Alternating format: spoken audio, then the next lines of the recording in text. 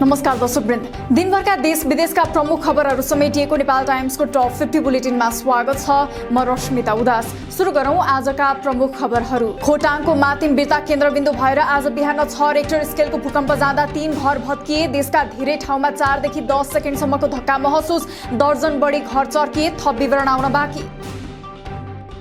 अर्थमन्त्री रहँदा बजेट निर्माणमा बाहिरी व्यक्ति संलग्न गराएको आरोपमा सफाई पाएपछि माओवादी केन्द्रका नेता जनार्दन शर्मा फेरि अर्थमन्त्रीमा नियुक्त।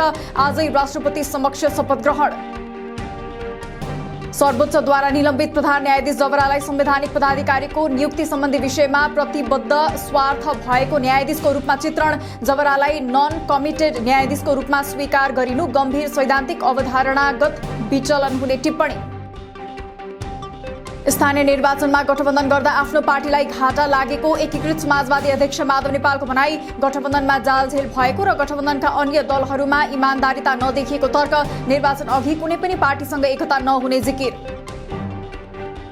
स्वर्णिम वागले उत्तम बाबु श्रेष्ठ र लक्ष्मी देवकोटालाई गोर्खाबाट निर्वाचित गरेर आफ्नो उत्तराधिकार सुम्पने आफ्नो चाहना रहेको पूर्व प्रधानमन्त्री बाबुराम भट्टराईको भनाई। 3 जनालाई गोर्खाबाट निर्वाचित गरेर देशको नेतृत्वमा पुर्याउन पाए मनको लड्डु आफूले पनि खाने भट्टराईको तर्क।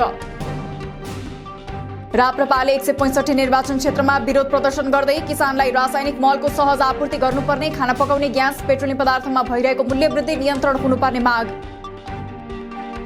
7 बुँदे संयुक्त घोषणापत्र जारी गर्दै 6 महानगरका मेयरको पहिलो महानगर मेयर सम्मेलन पोखरामा सम्पन्न। छुट्टै कानून बनाइदिन माग। अब प्रत्येक वर्ष पालै पालो महानगर सम्मेलन आयोजना गरिने। प्राध्यापक र सहप्राध्यापकको अन्तर्वार्ता सञ्चालनको माग गर्दै एमालेको विद्यार्थी संगठन अनेरा सोभियुद्वारा त्रिवीको सेवा आयोगको कार्यालय बाहिर प्रदर्शन। कांग्रेसको नेवी संघले गरेको तालाबन्दीका कारण सेवा आयोगको काम ठप्प। संवैधानिक पदाधिकारीहरू विरुद्ध परेको रिट निवेदन र त्यसको न्यायिक प्रक्रिया अवरोध गर्न सार्वजनिक सरोकारको आवरणमा रिट निवेदन दर्ता भएको सर्वोच्चको ठहर। अधिवक्ता डाक्टर गणेश रेग्मीद्वारा दर्ता रिट निवेदन खारेज गर्दै उनकै नियतमाथि प्रश्न। नेपाललाई सन् 2013 देखि हवाई प्रतिबन्ध सूचीमा राखेको युरोपेली युनियन EU को टोली सेफ्टी अडिट गर्न नेपाल आउने। EU नेपालमा बिना शर्त अडिट गर्न आउन तयार भएको भन्दै नेपाल अधिकतम तयारीका साथ प्रस्तुत हुने प्राधिकरणको भनाई। युरोपियन युनियनले नेपालको हवाई क्षेत्रलाई छिट्टै कालो सूचीबाट हटाउने पर्यटन मन्त्री जीवनराम श्रेष्ठको भनाई। आइकाओले गरेको अडिट अनुसार नेपालको हवाई क्षेत्र राम्रो रहेको दावी। संक्रमणकालीन न्याय सम्बन्धी विधेयक विरुद्ध सरकारवालाहरूको धरना। संशोधन विधेयकमा गम्भीर अपराधमा संलग्नलाई मात्रै मुद्दा चलाउने र अन्यमा मेलमिलापलाई प्राथमिकता दिने उल्लेख। विधेयक सर्वोच्चको आदेश र अन्तर्राष्ट्रिय समुदायसँग गरेको प्रतिबद्धता अनुरूप आउनुपर्ने माग। संघीय गणतन्त्र ब्राजिलको लागि नेपाली आवासीय राजदूतमा निर्मल राज काफ्ले नियुक्त। राष्ट्रपति विद्यादेवी भण्डारीद्वारा ब्राजिलका लागि काफ्लेलाई आवासीय राजदूतमा नियुक्ति। मिटर ब्याजी विरुद्ध कडा कदम चाल्ने मध्य प्रदेशका मुख्यमन्त्री लालबाबु राउतको आश्वासन। मिटर ब्याज विरुद्ध संघर्ष समितिको 7 बुँदे ज्ञापन पत्र बुझ्दै पीडितको पक्षमा प्रदेश सरकार गम्भीर रहेको उल्लेख। देशभर आज 5846 जनाको नमुना परीक्षण गर्दा थप 620 जनामा कोरोना संक्रमण पुष्टि। आजै 297 जना संक्रमण मुक्त हुँदा 1 जनाको मृत्यु। हाल देशभर 4567 जना सक्रिय संक्रमित। सुदूरपश्चिम प्रदेशमा कोरोना संक्रमण दर दोब्बरले वृद्धि। 2 हप्ता अगाडि शून्यमा झरेको कोरोना संक्रमण दर हाल बढ्दै गएसँगै जोखिम बढ्यो। सबै नाकामा स्वास्थ्य जाँचमा कडाई, खोप अभियान प्राथमिकतामा।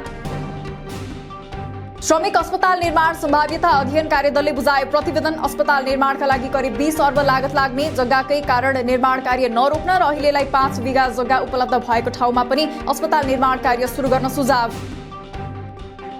रूपन्देहीबाट स्वर्गद्वारी मन्दिर दर्शन गर्न गएका यात्रु बोकेको जीप फर्कने क्रममा प्युठानमा दुर्घटना हुँदा मृत्यु हुनेको संख्या 3 पुग्यो। उपचारको क्रममा थप 2 जनाको मृत्यु भएको प्रहरीको भनाई। SEE को ग्रेड वृद्धि परीक्षा भदौ 11 र 12 गते हुने। C वा C भन्दा कम ग्रेड प्राप्त गरेका विषयमध्ये परीक्षार्थीले आफूले चाहेको बढीमा 2 विषयसम्मको परीक्षा दिन पाउने। परीक्षाफल रद्द भएका विद्यार्थी भने ग्रेड वृद्धि परीक्षामा सहभागी हुन नपाउने। चुरे क्षेत्र जोगाउन र सुकुम्बासीलाई जग्गा उपलब्ध गराउन माग गर्दै आन्दोलनरत सुकुम्बासी र चुरे अभियानले सडकमै सुतेर गरे प्रदर्शन। वास्तविक भूमिहीन दलितलाई जग्गा नदिई अर्कै व्यक्तिलाई दिने गरेको आरोप।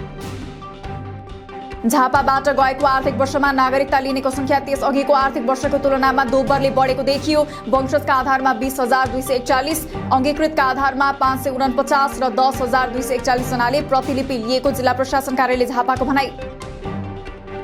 दाङको टरी गाउँ विमानस्थलबाट विमानमा इन्धन भर्नका लागि ल्याइएको बाउजर फिर्ता लैजाने भएपछि स्थानीयले विमानस्थलको हवाई इन्धन डिपोको गेटमा लगाए ताला। विमानस्थललाई विस्थापित गर्न योजनाबद्ध ढङ्गले बाउजर लग्न खोजिएको आरोप। विभिन्न अध्ययनका बहानामा थारू बस्तीमा धर्म प्रचार र धार्मिक हस्तक्षेप भएको विषयमा अनुसन्धान गर्न थारू आयोगलाई महिला समितिको निर्देशन। प्रदेश तहमा राणा थारूलाई आयोगको कार्यक्षेत्रभन्दा बाहिर पर्ने गरी सूचीकृत गरिएको बारे पनि औचित्य पुष्टि गर्न आग्रह। पेट्रोलियम पदार्थ आयातको एकाधिकार पाएको आयल निगमलाई निजीकरण नगरिने उद्योग मन्त्री दिलेन्द्र प्रसाद बडुको स्पष्टोक्ति। निजी क्षेत्रले भोग्दै आएको समस्या समाधान गर्न सरकार प्रतिबद्ध रहेको उल्लेख। लाइसेन्स लिएर बिजुली उत्पादन नगर्ने कम्पनीको विद्युत खरिद सम्झौता खारेज गर्ने ऊर्जा मन्त्री पम्फा भुसालको भनाई। लाइसेन्स लिने पीपीए गर्ने तर निर्माणमा नगई खोला नदी ओगटेर बस्ने प्रवृत्तिलाई निस्तेज गर्न लाइसेन्स रद्द गर्ने तयारी गरेको दावी। निजी क्षेत्रलाई 20 वर्षपछि पनि बिजुली व्यापार गर्न दिन नसकिने विद्युत प्राधिकरणका कार्यकारी निर्देशक कुलमान घिसिङको भनाई। प्रसारण लाइनमा बन्द तथा अन्य विविध कारणले प्रसारण शुल्क बढाउँदै जान नहुने जिकिर।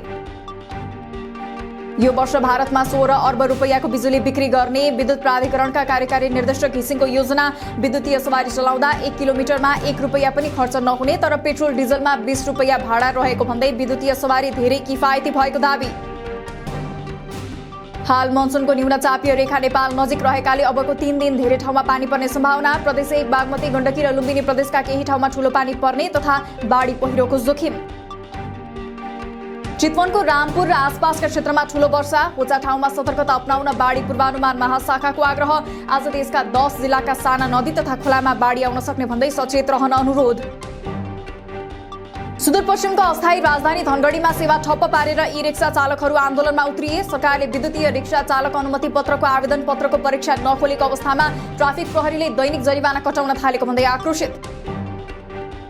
सम्बन्धित मजदूर, उखु किसान र चिनी मिलका प्रतिनिधि समेत राखेर सम्बन्धित मन्त्रालयसँग समन्वय गरी चिनी मिलमा देखिएका समस्या समाधान गर्न संसदीय समितिको निर्देशन। उखुको मूल्य निर्धारण गर्दा सरकारले किसानको प्रतिनिधित्व नगराएकोमा सांसदहरूको आपत्ति। ढुवानी भाडा वृद्धिको माग पूरा नभएको भन्दै पेट्रोलियम ढुवानी व्यवसायी आन्दोलित। बढेको मूल्य अनुसार ढुवानी भाडा समायोजन नगरिँदा आफूहरूलाई नोक्सान भएको भन्दै भाडा वृद्धि नभए पेट्रोलियम ढुवानी रोक्ने चेतावनी। तनहुँको शुक्ला गण्डकी नगरपालिकामा खेर गएका प्लास्टिकलाई उपयोग गरी 3.5 मिटर चौडाइको 330 मिटर लामो सडक निर्माण। सो कार्यका लागि 220 केजी पुनः प्रयोग गर्न नमिल्ने प्लास्टिकलाई सफा गरी आवश्यक तापक्रममा राखेर अलकत्रासँग मिसाएर प्रयोग। सुनको भाव आज तोलामा 200 रुपैयाँले बढेर प्रति तोला 95,800 रुपैयाँ कायम। चाँदी पनि प्रति तोला 10 रुपैयाँ बढेर 1230 रुपैयाँमा कारोबार। हप्ताको पहिलो दिन शेयर बजार उच्च अङ्कले बढ्यो। नेप्सी आज आइतबार 54.58 अङ्कले बढेर 2195.10 बिन्दुमा पुग्यो। आजै 4 अर्ब 60 करोड 97 लाख रुपैयाँको शेयर खरिद बिक्री। पुबुदो दशनायकेले कार्यकाल बाँकी छँदै नेपाली राष्ट्रिय क्रिकेट टिमको प्रमुख प्रशिक्षक पदबाट राजीनामा दिएपछि क्यानले नयाँ प्रशिक्षक नियुक्तिको प्रक्रिया अघि बढाउने। प्रशिक्षक नियुक्त प्रक्रियाको सर्ट लिस्टमा परेका प्रशिक्षकलाई नियुक्त गर्न सकिने आइसिसीको सुझाव। भारतमा जारी 20 वर्ष मुनिको साफ च्याम्पियनशिप फुटबलमा अपराजित नेपाल चिर प्रतिस्पर्धी भारतसँग पराजित। नेपालले अब मंगलबार बंगलादेशसँग खेल्ने। प्रिमियर लीग विजेता म्यान्चेस्टर सिटीलाई 3-1 गोल अन्तरले हराउँदै लिभरपुललाई कम्युनिटी शिल्डको उपाधि। नयाँ सिजनको लीग सुरु हुनु अघि दुई उपाधि दावेदार बीचको खेलमा लिभरपुलले बाजी मार्दै लीगका लागि तयार रहेको संकेत देखायो। बंगलादेश र जिम्बाब्वे बीचको पहिलो टी20 क्रिकेटमा घरेलु टोली जिम्बाब्वे विजयी। जिम्बाब्वेले दिएको 206 रनको लक्ष्य पछ्याएको बंगलादेशले 20 ओभरमा 6 विकेट गुमाएर 188 रन मात्र बनायो। एक दिवसीय क्रिकेट श्रृंखला आउँदो शुक्रबारदेखि सुरु हुने।